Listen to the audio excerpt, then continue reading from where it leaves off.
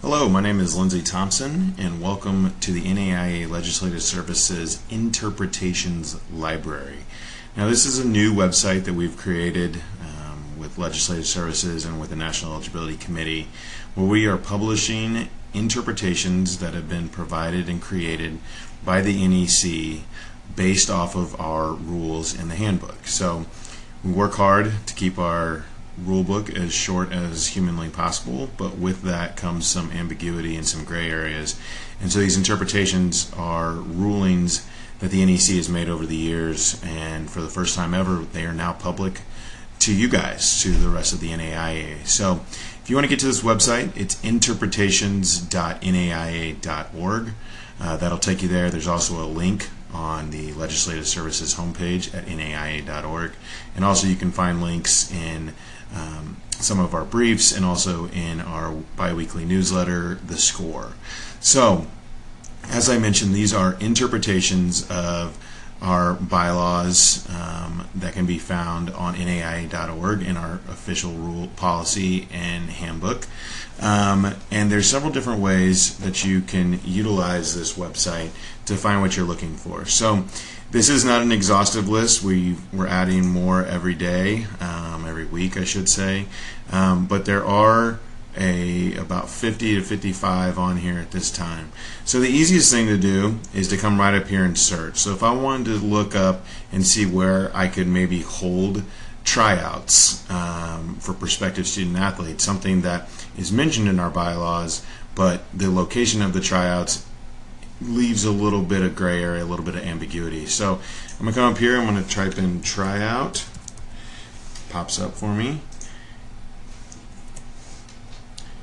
And there are two different interpretations that discuss tryouts. So we were specifically looking for location of tryouts. So as you can see here, it's Article 2, Section C, Item 2, location of tryouts. I'm going to click on that, and it will take you to the interpretation library. So what this does is it'll give you the overview, the highlight, the high level, portion of the bylaw. It'll then give the interpretation provided by the NEC, provide the application for the interpretation, how to use it, and then it'll give you an example. One thing that's really nice about this, though, is that it also has the creation date, which this one down here is unknown, but it does show you when they're created generally, and also shows you related bylaws. So these down here are the are key words, so that would be the interpretation right there.